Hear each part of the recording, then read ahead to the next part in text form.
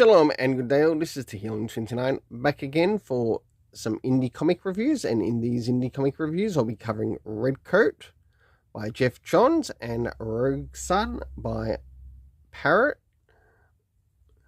I'll now get things ready and organised for the first one that I'll be reviewing. So moving on to first things first, in relation to Redcoat, as you can see we've got another nice wraparound cover, to which we meet the character of Annie Oakley this time. And as I mentioned last time, this sort of reminds me a bit in relation to like the story around Calamity Jane and that. To which I give this, so does this cover in any way, shape or form connect to something that's happening inside of the story? It does, to which I give it an 8 out of 10. Now it's time to move into the area of the internal art, as we have a look around the beginning, middle, and of course the end, and also what's happening story-wise with the characters. So as the story begins, we catch up with Simon Pure, who is trying to escape some people, to which I guess he tried to, either they tried to cheat him or he tried to cheat them in a game of poker of sorts, and now he escapes to a bit of a train.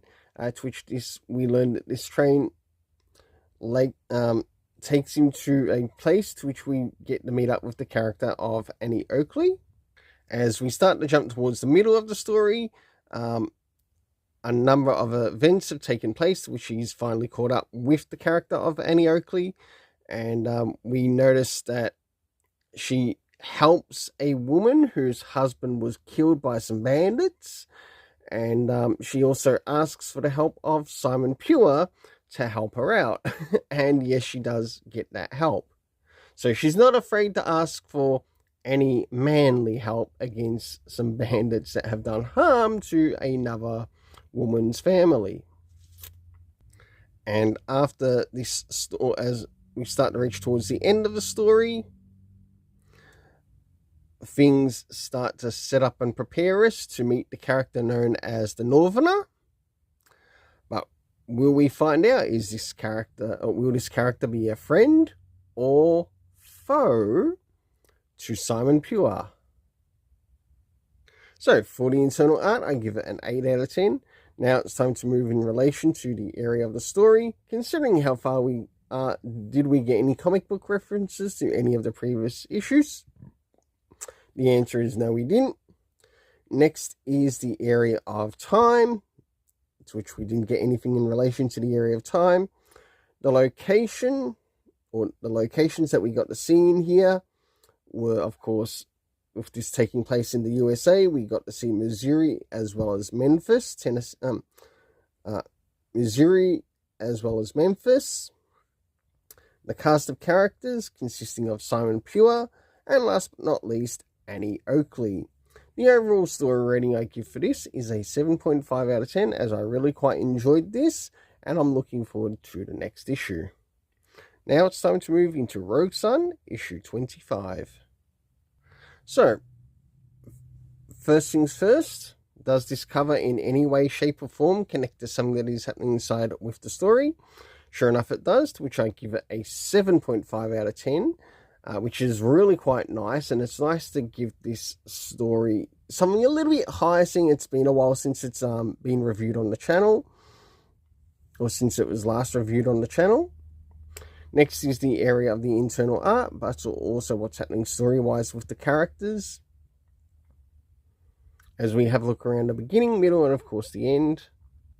So as the story begins, we learn that due to some of the previous events, with the help of Brock and Ori, Dylan's brother and sister, that they have helped in a way recover a sort of like another sunstone of sorts, and this sunstone has been given to Dottie's daughter,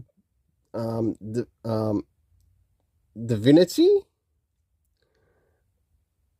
And with what's happening is she's literally going rogue using the sunstone, and we've got Dylan Bell, who sort of has to try to get things in order in relation to the events that have taken place.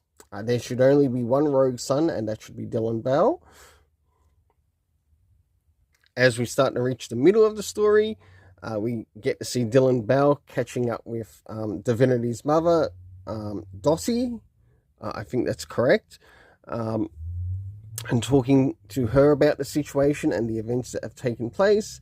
Whilst this is occurring, we have the setup of another new villain that is going to make their appearance within the series. And of course, after he takes on some of the villain, and also with the help of Divinity too, there is, of course, a bit of a conversation between them, but also a bit of a conversation between himself and his father. So, for the internal art, I give a 7.5 out of 10, as I really actually quite enjoyed how the art was used in expressing some of the things that were happening in the events. Next is to move in relation to the area of the story. Considering how far we are, did we get any comic book references to any of the previous issues? The answer is no, we didn't. Next is the area of time. No, we didn't. Next is the area of the location. New Orleans. We also had Crescent City and the Bell Estate revisited once again, which was really nice to see what was happening at with Dylan Bell, with his home household and what's occurring there.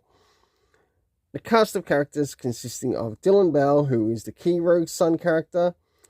We had, I think it's Gwen, Ori, Brock,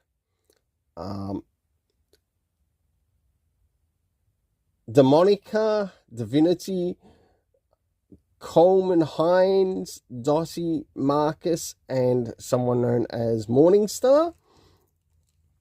For the overall story rating, I give a 6.5 out of 10. Until then, let's keep it colourful and have yourself an awesome day.